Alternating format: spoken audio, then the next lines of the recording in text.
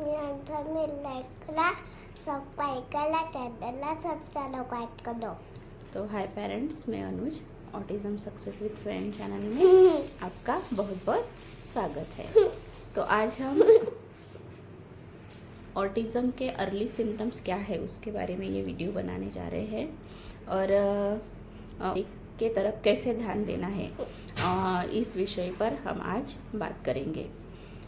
तो parents, autism को ही autism spectrum disorder बोलते हैं। तो ऑटिज्म का मतलब क्या होता है कि स्वमग्नता, यानी खुद में ही लीन रहना।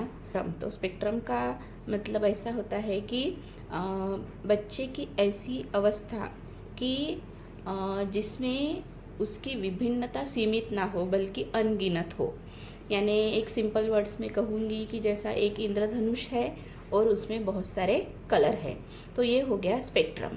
और डिसऑर्डर यानी विकार, तो उसको भी मैं सिंपल लैंग्वेज में बताना चाहूँगी कि किसी व्यक्ति के या किसी बच्चे के शारीरिक मानसिक स्वास्थ्य के कार्यों में गड़बड़ी लगना, तो इसे हम बोलेंगे डिसऑर्डर। तो इसी का तो ये हो गया ऑटिज्म का मतलब कि ऑटिज्म यानी क्या होता है।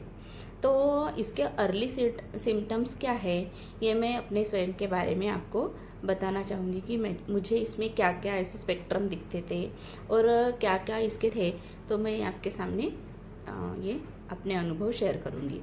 तो मुझसे ये पूछा भी था कि आपको इतने जल्दी, यानी कैसे पता चला कि स्वयं को कुछ तो भी प्रॉब्लम है, या आप कैसे इतने जल्दी दवाखाने में गए, कैसे इतने जल्दी आपने थेरेपी स्टार्ट की। तो ऐसे जो मेरे पहचान वाले हैं या मेरे कोई रिश्तेदार है या मेरे डिपार्टमेंट के जो भी कोई लोग हैं, वो मुझे ऐसे सवाल पूछते थे। तो सबसे पहले क्या होता है कि हम अवेयर नहीं रहते हैं, मैंने पहले बताया है।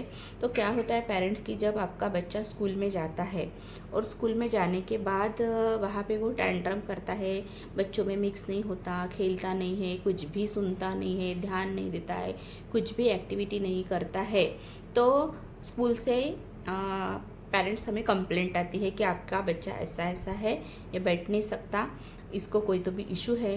तब हम डॉक्टर के पास जाते हैं और फिर हमें मालूम पड़ता है कि मेरे बेटे को ऑटिज्म है। लेकिन मेरे मामले में ऐसे नहीं हुआ। मैंने जब से यानी 6 महीने 7-8 महीने से मैं इसके ऊपर ऑब्जर्व कर रही थी, तो मुझे इसमें कुछ ऐसे अलग सिम्टम दिखते थे कि जिससे मैं पहले ही अपने डॉक्टर को हर वक्त जाती थी, पेडिट्रिशियन के पास। तो उनसे इस विषय में मैं हमेशा डिस्कस करती थी कि इसका डेवलपमेंट कैसे है। तो स्वयं में मैं ऐसे क्या सिम्टम्स देखती थी पेरेंट्स, तो मैं सबसे पहले बताऊंगी कि स्वयं का जो आई कांटेक्ट था, फर्स्ट आई कांटेक्ट बिल्कुल भी नहीं था, बहुत ही पुअर था। ये हमारे तरफ देखता नहीं था, इसके तरफ देखो तो ये हंसता भी नहीं था, यानी कुछ भी ऐसा आई कांटेक्ट नहीं था। और जैसे जैसे बच्चा बड़ा होता है और बड़ा होने के बाद जैसे 7-8 महीने का होता है, हम अपने ड्यूटी पर जाते थे दोनों भी, तो इसको बोलते थे कि बाय स्वयं, तो ये अपने ही इसमें कुछ करता रहता था, बाय वगैरह ये करता नहीं था और इसका ध्यान नहीं रहता था हमारे तरफ। और इसका दूसरा ये सिम्टम्स था कि ये इंस्ट्रक्शन फॉलो नहीं करता था। जैसे जो 7-8 महीने के बच्चे होते हैं, वो क्या करते हैं, जैसे बोलते हैं हम उनको अपनी टंग निकाल, तो ऐसे निकालते हैं, ऐसे कर तो ऐसा करता है, लेकिन ये इंस्ट्रक्शन फॉलो नहीं करता था। जैसे मैं इसको बोलती थी कि बॉल दो, आलू दो, बॉटल दो, लेकिन ये कुछ भी नहीं सुनता था और हमारे पास वो चीज़ लाकर नहीं देता था। तो ये इसका दूसरा सिम्टम्स मुझे नज़र आया। तीसरी ये बात थी कि सेंसरी इश्यूज़ भी इसे बहुत थे। जैसे कि जब हम इसे घुमाने ले जाते थे शाम को, तो उस समय क्या होता था कि जब मैं इसको शूज पहनाने जाती तो ये बहुत ही परेशान करता था। शूज पहनने की इसकी इच्छा नहीं रहती थी, चप्पल भी नहीं, सैंडल भी नहीं, इसको कुछ भी नहीं चाहिए था पैरों में। अगर हम दोनों ने ज़बरदस्ती से इसके पैर में पहना भी दिया तो वो रोता रहेगा, चलेगा नहीं और ऐसे बैठ जाएगा और ऐसे अपने पैर की सैंडल निकालने की कोशिश करेगा कि जब तक हम उसको निकाल के नहीं देते थे तब तक वो शांत नहीं बैठता था। तो इस प्रकार ये सेंसरी इशू था। दूसरा एक इशू था कि कपड़े पहनने में भी इसे बहुत दिक्कत होती थी कि जिससे इसे जिस कपड़े में कंफर्ट लगता था वही कपड़े ये पहनना चाहता था। ऐसा होता था कि कई बार यानी 4-5 महीने तो इसने एक ही कपड़े पर, ऐसे हम कहीं भी जाए वही कपड़े पहनेगा, हम कोई भी शादी में जाए, पार्टी में जाए, कहीं भी जाए, इसने दूसरे कपड़े पहने ही नहीं है, वही कपड़े पहन के वो आया करता था। फटे तक इसने वो कपड़े पहने हैं। तो ये इसका एक सेंसरी प्रॉब्लम था।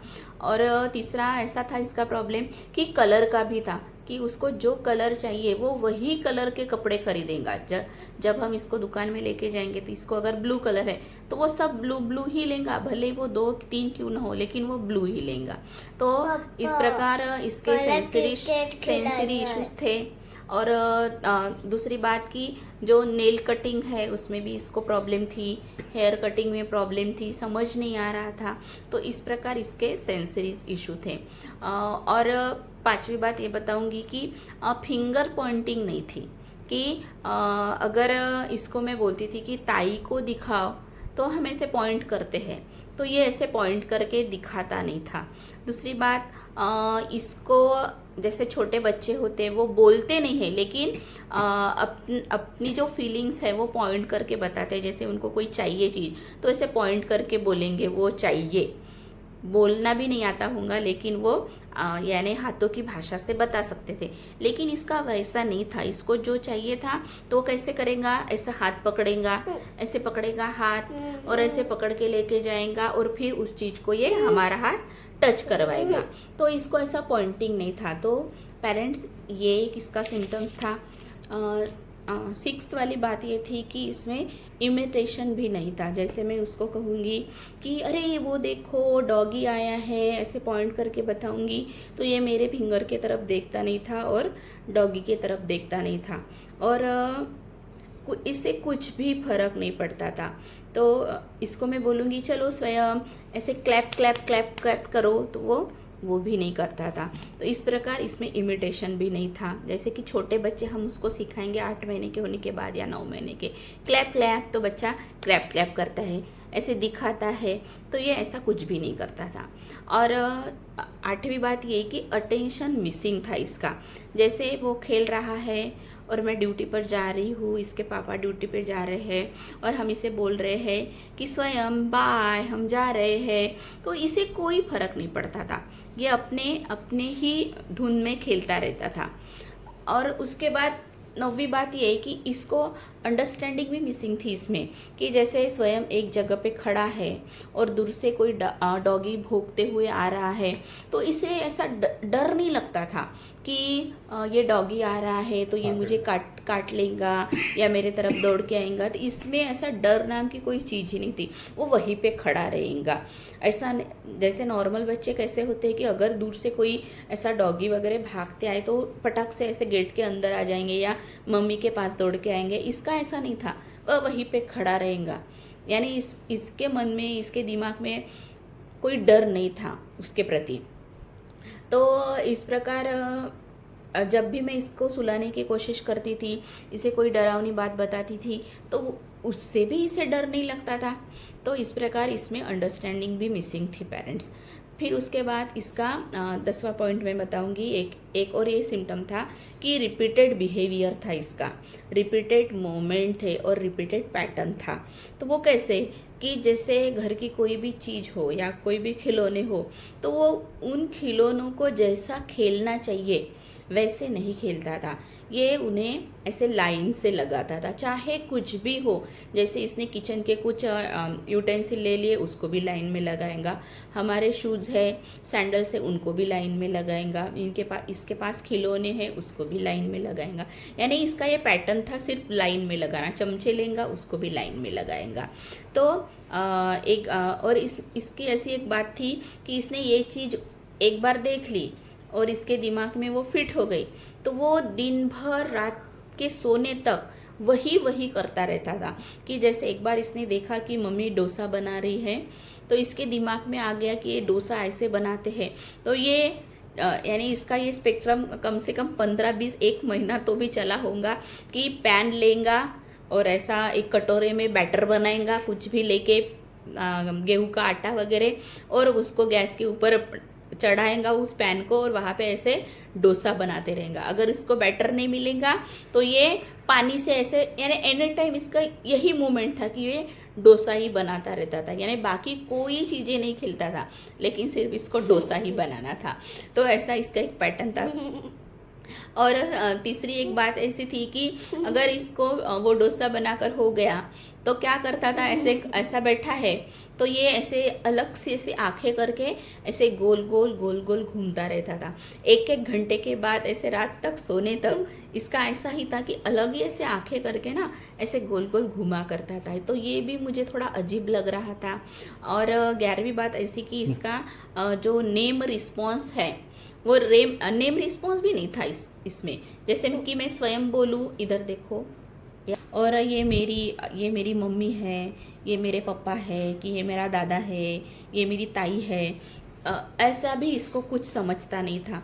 इसका नाम लो या इसको ऐसे बोलो कि अरे अरे मैं इसके मम्मी को मारता हूँ, ऐसे कोई बोलेगा तो इससे कोई फ़र्क नहीं पड़ता था, कोई रिएक्शन नहीं था।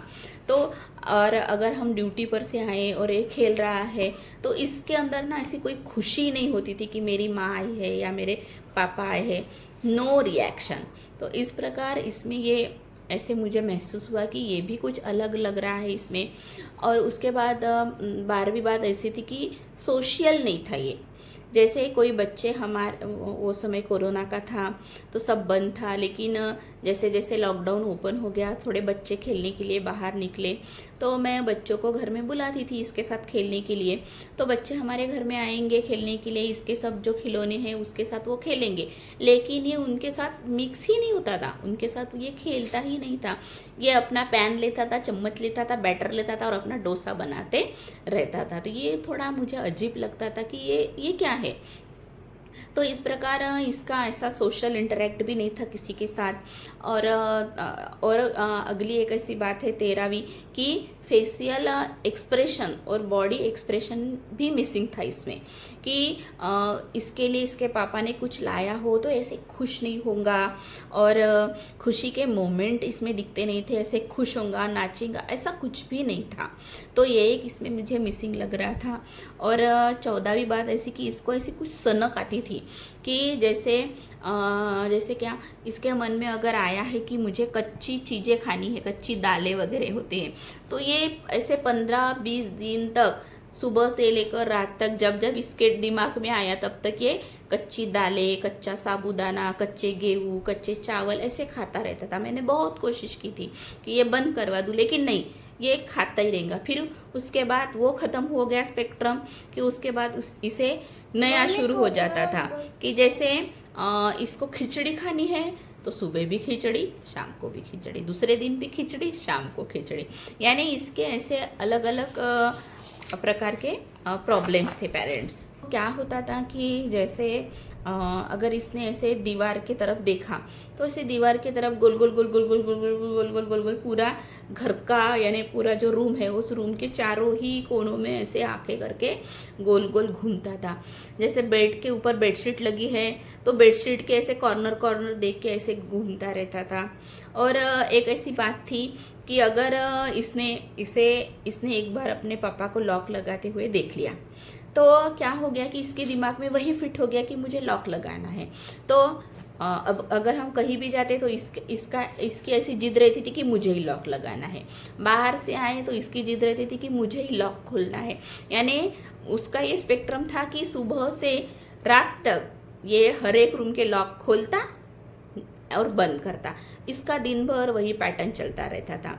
एक बार तो पेरेंट्स ऐसे बताऊंगी मैं कि बहुत बड़ी बात मेरे ऊपर बीती है, मैं समझ सकती हूँ कि आप पे भी क्या क्या बीता होगा ऐसे, यानी ये जो स्पेक्ट्रम आते हैं इन बच्चों में। तो एक बार क्या हुआ कि मेरा बेटा तो बाहर पढ़ता है बड़ा वाला, और हस्बैंड किसी काम से बाहर गए थे और ये और मैं दोनों ही घर में थे, और वो दिन बारिश के थे और बहुत ऐसी बारिश हो रही थी और हम दोनों ही घर में थे। मैं किचन में खाना बना रही थी तो क्या हो गया कि कुछ काम से मैं ऐसे स्टोर रूम में चली गई कुछ लेने के लिए। तो ये आया और इसने स्टोर रूम का बाहर से दरवाज़ा बंद कर दिया। और स्टोर रूम का लाइट मैंने शुरू नहीं किया था, पूरा अंधेरा था, मेरा मोबाइल भी किचन में ही था टेबल के ऊपर, और मैं इसको बोल रही हूँ कि स्वयं दरवाज़ा खोल, स्वयं दरवाज़ा खोल, निकाल दरवाज़ा खोल स्वयं, लेकिन ये मेरी सुनता, इसने एक नहीं सुनी। मैं क्या करूँ, मैं परेशान हो गई। पूरी बाहर बारिश हो रही थी, बिजलियाँ कड़क रही थी, इसके पापा बाहर थे, मेरे पास मोबाइल नहीं था, उस रूम में पूरा अंधेरा था और वो छोटी सी स्टोर रूम थी। लेकिन इसने इतना, मैं ज़ोर ज़ोर से दरवाज़ा ठकठका रही थी, लेकिन इसने ऐसे चुपचाप बैठा हुआ था किचन में, लेकिन इसने दरवाज़ा नहीं खोला। कम से कम 2 घंटों तक मैं उस स्टोर रूम में फंसी रही। फिर उसके बाद उसके पापा ने आकर वो दरवाज़ा, जब वो आए तब उन्होंने वो दरवाज़ा खोला, नहीं तो मैं 2 घंटे तक उस रूम में फंसी रही थी पेरेंट्स।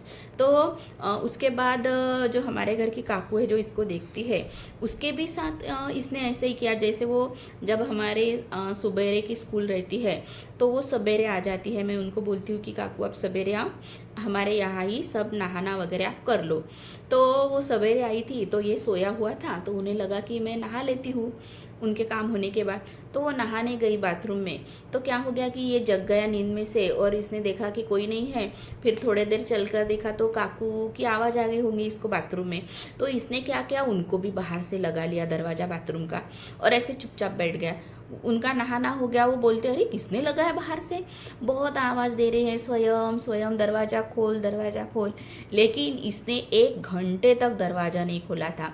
तो पेरेंट्स, हमें क्या क्या मुसीबतें झेलनी पड़ती है ये मैं बहुत अच्छे से समझ सकती हूँ। तो फिर हमने क्या किया कि दूसरे ही दिन, जैसे काकू के साथ भी ये इंसिडेंट हो गया, मेरे साथ भी हो गया, तो हमने दूसरे ही दिन कारपेंटर को बुलाया और हमारे जितने भी दरवाजे हैं उनके सब बाहर के हैंडल निकाल दिए, और सिर्फ मेन दरवाजे का हमने हैंडल रखा, बाकी सबके हैंडल निकाल दिए।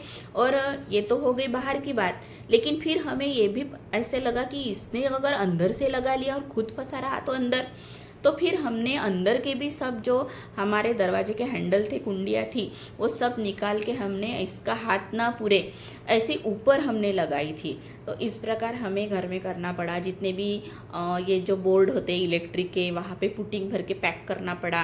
यानी बहुत ऐसे घर में बहुत यानी इसके लिए हमें बहुत सारी डिफ़िकल्टीज़ को फेस करना पड़ा पेरेंट्स।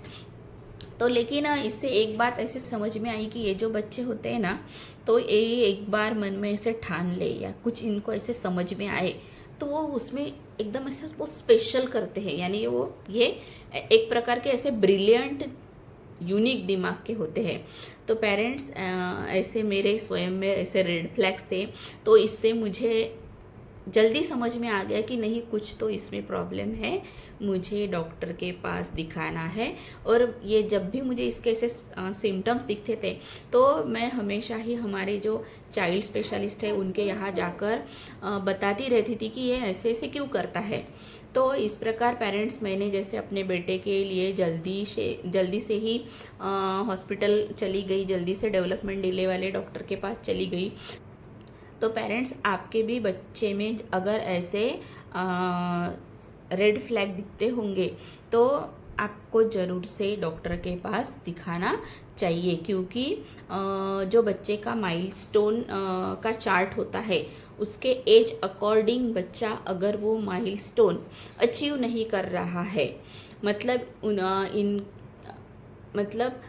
उनका ग्रोथ और डेवलपमेंट नॉर्मल बच्चे से ऐसा अचीव नहीं हो रहा है, डेवलपमेंट डिले है, वो चाहे फिजिकल हो, इंटेलेक्चुअल हो या स्पीच से रिलेटेड हो, कोई भी जो माइलस्टोन है अगर हमारा बच्चा अचीव नहीं कर रहा है उस एज में, तो हमें सोचना ज़रूरी है, हमें सोचना चाहिए, हमें डॉक्टर के पास जाना चाहिए, क्योंकि अर्ली एज में ही हम अपने बच्चे को बेस्ट ट्रीटमेंट दे सकते हैं, नहीं तो फिर से हमारी तरफ से डिले हो जाएगा और बच्चे में जो इम्प्रूवमेंट आना चाहिए जिस एज में, वो इम्प्रूवमेंट नहीं दिखेगा पेरेंट्स। और मैंने पहले भी अपने वीडियो में कहा है कि मेरे डॉक्टर बताते हैं कि 6 साल तक बच्चे का 90% ब्रेन डेवलप होता है, तो हमें उसी वक्त उन्हें बहुत